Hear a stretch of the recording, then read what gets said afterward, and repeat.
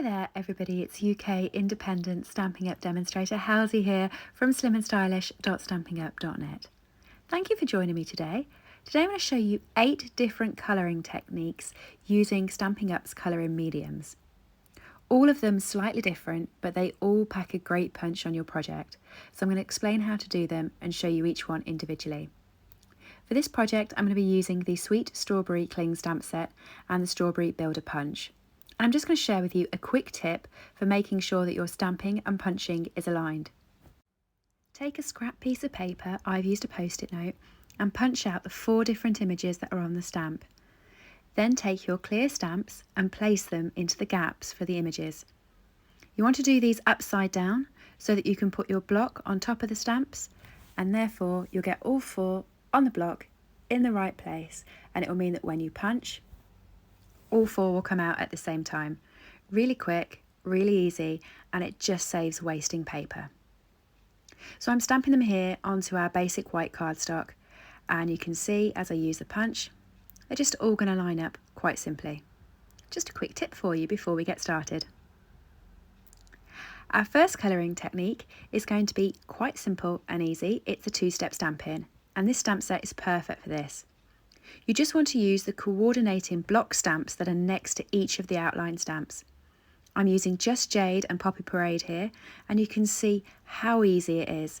I'm just stamping the filler stamps into the ink, stamping them over the top of the image, and as they're distinctive stamps, you get this cool effect with it as well. Really quick and simple way of colouring your stamps. I'm just adding a dimensional on there so I can make my strawberry up. Next technique up is Stampin Blends, my favourite. Here I've got Poppy Parade, Just Jade and Daffodil Delight. They come in a light and dark colour, and you have both the brush and the bullet tip. When you're using the Stampin Blends, you're best to use it on basic white cardstock and also use Memento ink with it. As it's an alcohol marker, the Memento ink is a water-based ink pad, and therefore it won't smudge or smear, and it will make a really crisp image. What I do when I'm using my Stampin' Blends is I normally start out with a lighter blend, and then I go in with a darker blend for definition and shade on the places that I want it, and then come back in and blend it all together with the lighter blends. Now here, because it's just quick and simple and there's small images, I'm just using the one colour on each of them. But you can mix and match these with various colours and create undertones. It's really fun just to play with the alcohol markers and see what you can do. The one thing I will say is if you're using alcohol markers, always make sure that you have a pad underneath where you're working. You'll notice there, the ink has bled through the paper. Keeps your desk nice and tidy. A very similar technique now with the Stampin' Right markers. You don't have a light and dark for Stampin' Right markers, you just have one in each colour. For these, as they're water-based, you're best to use your Stays On ink pad. When you use the Stays On ink pad, just move it up and down on the stamp first. Don't just apply it straight, and that's the best way to get it on.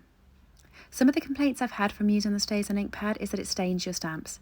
If you use our Stays On cleaner like I'm using now, and the chamois, it'll clear them all off perfectly. Again, for the Stampin' Right markers, you have a writing tip, and then you have your brush tip.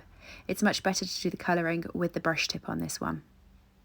And as you can see, it's just one colour, so it's simple over the top. I prefer to go in little circles round, and you can keep going over the top to build that colour up and really focus it.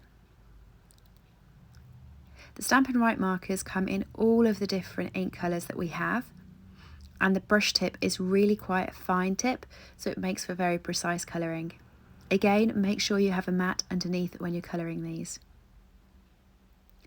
You're not very good at mixing the Stampin' Right and the blends because of the 2 different types of markers. I would just keep to the Stampin' Rights. Next up, we've got the soft pastels. I've done a video on these on my channel, and I'll link to these in the description, but there's lots of different ways you can use our pastels. You want to use these with the Stays On inks again.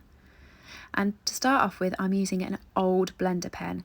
This hasn't got the liquid on it anymore, so I've had to dip it into water. So I'm just actually applying the pastels like I would a watercolour to each piece. It comes out quite dark if you use the blender pen. If you use the aqua pen with more water on it, so I'm just popping some water on my block to get an actual water base, it will come out quite light, and it will just create a nice wash on the leaf. So you can see the 2 different styles there. Another way of using the pastels is to actually pick up the pastel pen and apply it directly on. And then you can come over with either a blender brush or your finger, if you're really messy, to just mix that pastel colour in. There's so many different ways you can use the pastels. I will link to one of my videos that shows you that, but they're just really cool to use. Use them on your basic white cardstock, use the Stays On ink, and they're perfect. And what's great is they have a really smooth finish. The next technique is really simple watercolouring. For watercolouring, you're going to want shimmery white cardstock. It's just a slightly thicker texture cardstock than our normal basic white, so it works a lot better, and you're going to want the Stays On ink as well. For this, you want either the ink pads or the refills of the colours you're going to use. I'm using Mango Melody, Just Jade and Poppy Parade. You're also going to want our aqua markers. The aqua markers come in different thicknesses, so they can be used for any images. You also want to have some blocks for your ink.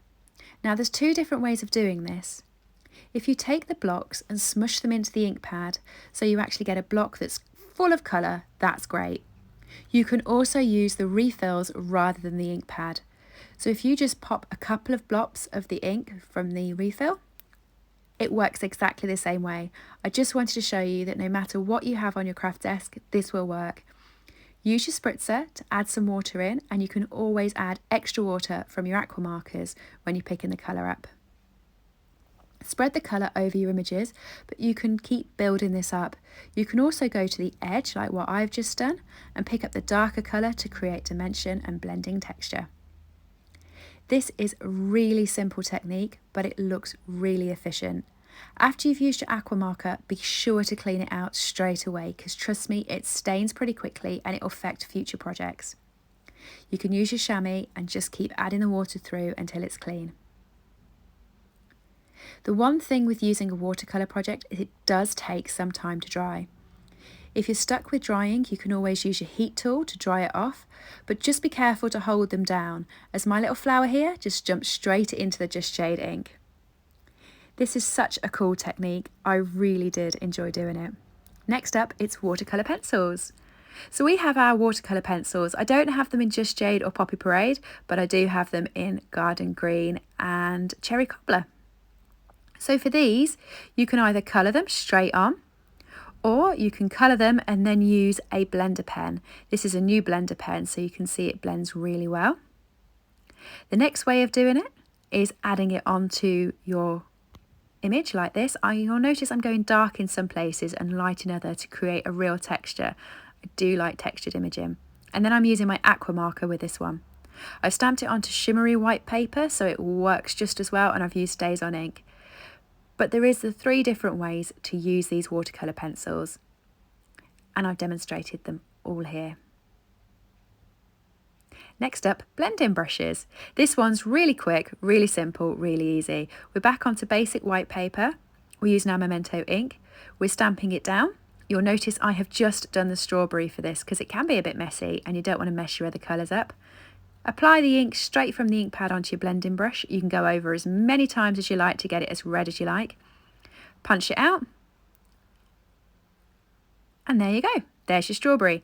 The thing with this one is you just have to do each element separately. Also, while you're doing each element separately, there's standard watercolouring, which is just using your ink pad.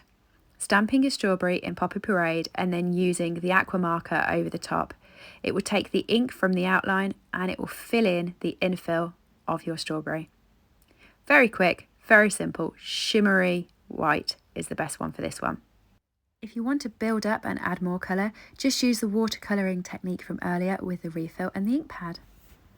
So there you go, 8 watercolouring techniques. These were all using the Sweet Strawberry stamp set and the Builder Punch, which is available from my store. We did the infill with the ink pads. We used our Stampin Blends. We used our Stampin' Right markers. I then used my watercolour pencils and the blender brush. Following that, I used the ink refills to do some watercolouring. We used the soft pastels to create a very pastel effect one. Then we had our blending brushes, and finally we finished with the outline watering technique. 8 really simple ways to colour in your projects to just make them pop. You'll have to let me know in the comments which one was your favourite. Thanks for joining me today. I hope you found this video useful. I will speak to you all soon. I hope you've enjoyed today's project. All items that I have used on this video are available to purchase from my store www.SlimmandStylish.stampinup.net. Alternatively, if you would like a copy of our catalogues, please send me an email to slimandstylish@live.co.uk or leave me a comment below and I'll get in touch with you. I upload regular content to this channel, so if you do enjoy watching my tutorials, please make sure that you have subscribed and rang the bell to get notifications when new videos go live. Thank you for joining me and have a lovely day.